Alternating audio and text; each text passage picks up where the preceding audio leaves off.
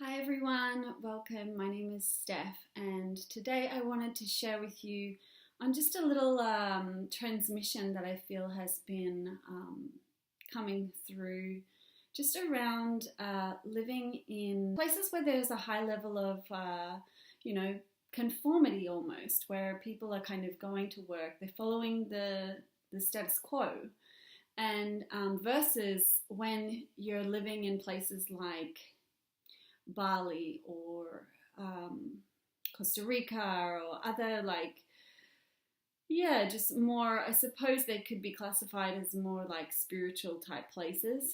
But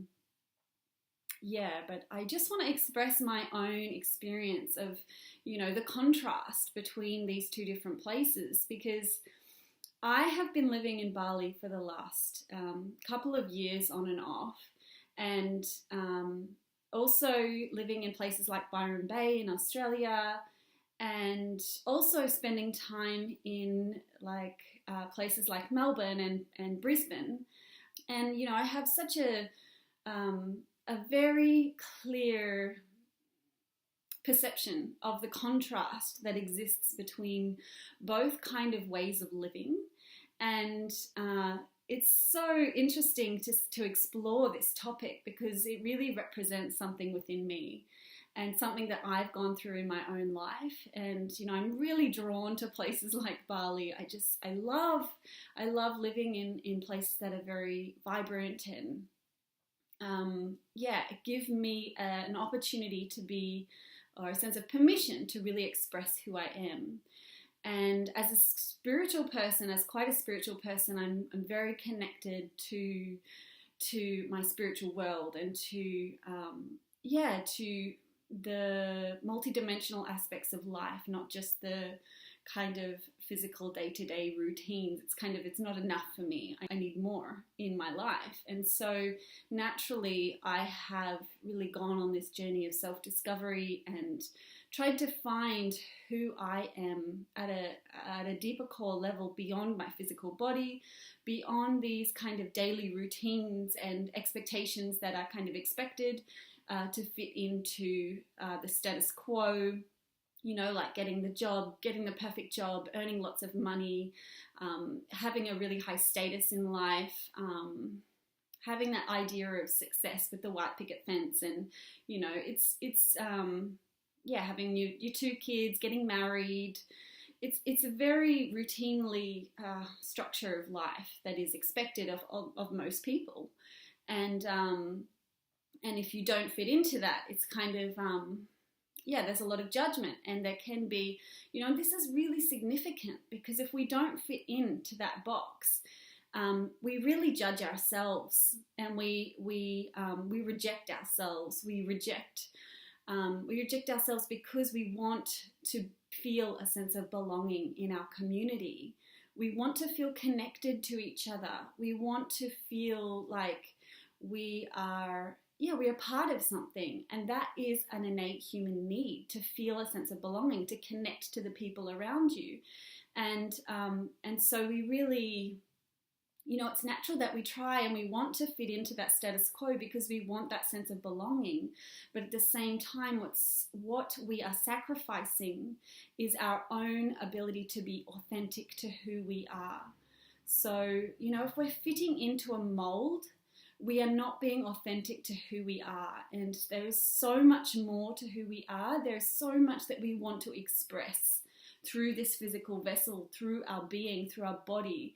And we need to create opportunities to allow ourselves to be authentic to who we are. Otherwise, we will end up feeling this very familiar feeling, probably for most people, of there's something missing. There's something that's not quite there. There's something that's not quite fulfilling. There's something that's there's a feeling. It can come in a whole range of different feelings. It can be feeling like lonely, like there's something missing. There's something disconnected. Even though there might be loads of people around you, you might still be feeling this sense of loneliness. It can also come out in feelings of depression. just, not being able to find that sense of fulfillment or passion or purpose in your life. Nothing's really, really inspiring in your life. And, it's natural for us to feel passion, to feel inspiration, to feel joy for life. That is a natural expression of who we are. And so many of us are disconnected from that because we fit ourselves into this mold, into this status quo, into this box of who we think we should be. And it's really challenging because we're not aware that something is missing. We kind of think that that living in this box is normal, but it's not, because we're not living to our fullest potential by not allowing ourselves to express who we are. So what is it when we allow ourselves to express who we are? So, we may have a deep desire. A lot of people have a fear of speaking their truth, of really saying what they feel, of speaking about what they're feeling inside, their emotions. There is, a huge stigma around being imperfect. That if you're sad, if you're depressed, if you're lonely, if you're needy, emotionally, that there is something wrong with you.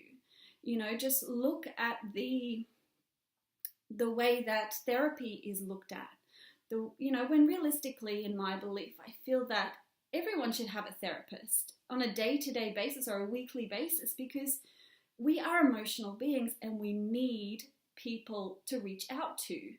And we need to be able to reach out to family, to friends, to, a whole range of people to support us in just becoming who we are, in our own personal growth, in our own, challenges that we're going on in our day-to-day lives, because it's really, we need support in helping to work through that. It's not something we can just do on our own, because a lot of the time we get caught up in our own way of thinking and we can't get ourselves out of it. We need outside perspectives to help us and to support us to either calm the mind or to give us a new perspective that we might not have thought about, or to just hold space for us to feel whatever we are feeling. And so there is this stigma around not being perfect, and that if we have negative emotion, if we have some flaw, whether that be, she's depressed, or she's she's sad all the time, or she's complaining, or she's, it's like this blame game that goes on where, we judge people because they're feeling certain ways, when really those people need to express that. They need to express whatever they're feeling. And if we have this sense of perfectionism going on in society, then it's not allowing of ourselves to be imperfect human beings, which we are. We are all imperfect. We all have ups and downs. We all have shit times in our lives, and we all have good times in our lives. And there will always be that ebb and flow going on, because it's a natural flow and rhythm of life. And so when we don't allow ourselves to express that imperfection, to express the whole of who we are, the good and the bad, then we are essentially feeling really lonely in our lives and feeling like there's something that is missing, because we're not being received and being loved for who we are unconditionally, whether we are perfect or imperfect, whether we are that person that shows that happy face all the time, which I have done in the past, or actually expresses their other difficult emotions that they're going through. So ultimately what I'm trying to say is that it's really important for us to find ways to express ourselves, and especially when we're living in these environments where there's such a stigma around it. And so it's really important to know that you have permission to be who you are, and don't let anyone stop you from expressing that. Find ways to express yourself, more ways, like singing, art, therapy, different therapy techniques, different people around you to express your feelings. Just different ways of expressing yourself. So I'm going to leave it there. I hope what has wanted to come through has come through, and you've got something out of this video. And I look forward to sharing more, and have a good day. Bye.